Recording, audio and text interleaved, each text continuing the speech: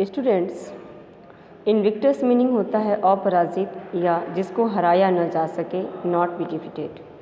Here is the first stanza. Out of the night that covers me, black as the pit from pole to pole, I thank whatever gods may be for my uncurable soul. आप देख सकते हैं first paragraph का explanation here. Out of the night that covers me means इसका अर्थ होगा कि बहुत ही अंधेरा मुझे घेर रखा है। बाहर जितने भी अंधेरे हैं या बहुत ही अंधकार है जो मुझे चारों तरफ से घेर रखा है। Black as the pit from pole to pole. Pit means होता है आपका कोल माइन, मीन्स कोयले की खान, मीन्स आप कह सकते हैं काले अंधेरे से मतलब है। यहाँ भी पिट का मतलब अंधेरे से ही मतलब है। तो black as the pit from pole to pole, एक पोल से दूसरे पोल, पोल मीन्स खंभा होता है।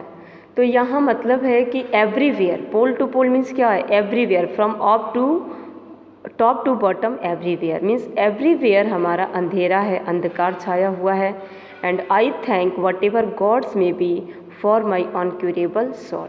लेकिन मैं उस भगवान को बार बार धन्यवाद देता हूँ जिसने मुझे ऐसी अपराजित आत्मा दी हुई है जो कभी भी पराजित नहीं हो सकती, जो कभी भी हार नहीं मान सकती, है ना, और कभी भी पीछे नहीं हट सकती।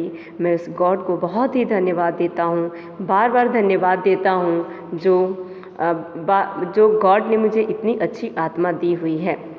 इन the field the clutch of circumstances I have not winced not cried aloud, under the bludgeonings of chance my head is bloody but unbowed. Second paragraph you can see now here. Second paragraph explanation. In the fell clutch of circumstances. Circumstances means होता है condition, परिस्थितियाँ, and clutch means होता है पकड़ लेना। Means बहुत ही बुरी से बुरी परिस्थितियाँ मुझे पकड़ रखती हैं, मुझे जकड़ रखती हैं। आई have not विंस्ड nor cried allowed, लेकिन मैं फिर भी इस गलत परिस्थितियों में मुझे प्रताड़ित किया जाता है। देखिए अब विंस की मीनिंग बेटा आप you can see here, winced meaning made a shrinking movement of the body out of pain और डिस्ट्रेस। मतलब मुझे बार बार डिस्ट्रेस किया जाता है, मुझे प्रताड़ित किया जाता है, लेकिन मेरी एक भी चीख मुझे नहीं निकलती है। Under the bludgeoning of chance my head is bloody but अनबोड।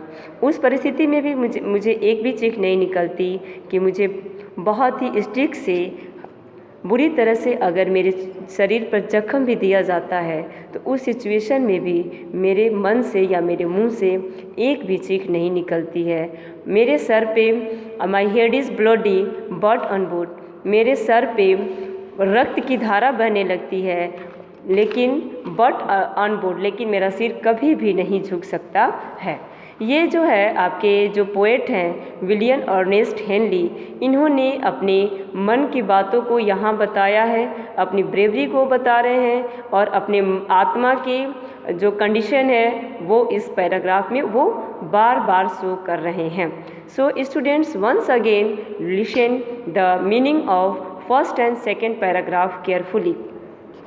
Out of the night that covers me, black as the pit from pole to pole, I thank whatever gods may be for my uncurable soul.